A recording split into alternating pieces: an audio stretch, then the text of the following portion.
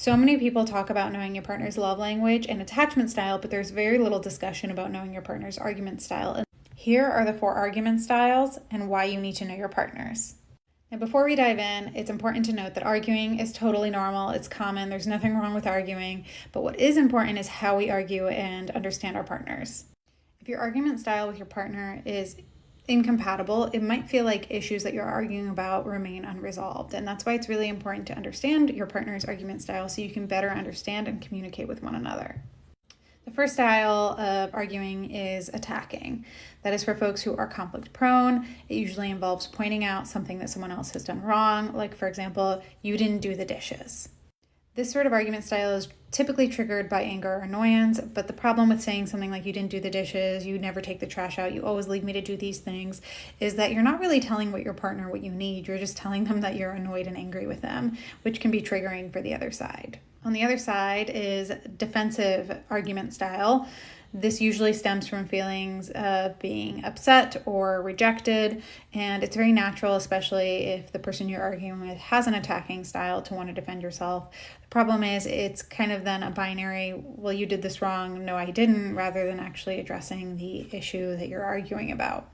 The third argument style is withdrawing, and this can impact an argument in different ways depending on the roles people are playing. So if you are the withdrawer, you're usually withdrawing because you are fearful or anxious and you need time to step away.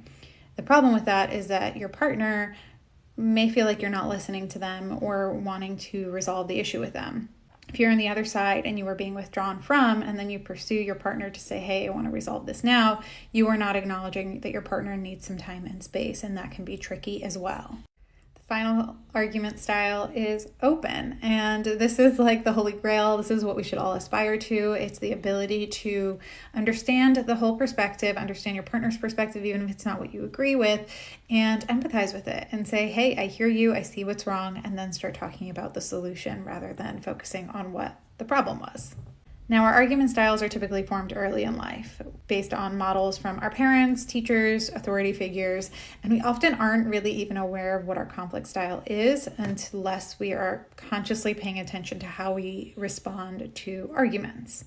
And so it can be really hard to change your argument style as an adult. One way to start identifying your argument style is to pay attention to how you feel when an argument is boiling up. Do you feel angry, anxious, afraid?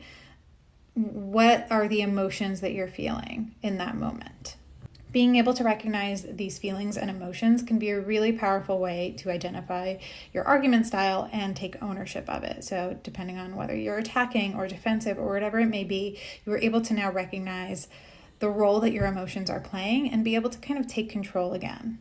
It can also be really helpful to talk to your partner about this so that they are aware of what your style is and what is driving it.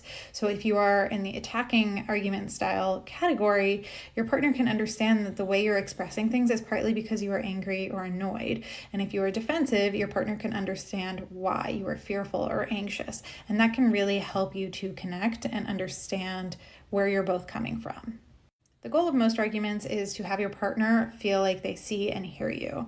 And having them understand your argument style is one key to that. And the moment that you're able to unlock that, you're able to then move past the argument itself and then start focusing on how to resolve the actual underlying conflict. And so it can be a really powerful tool to communicate better.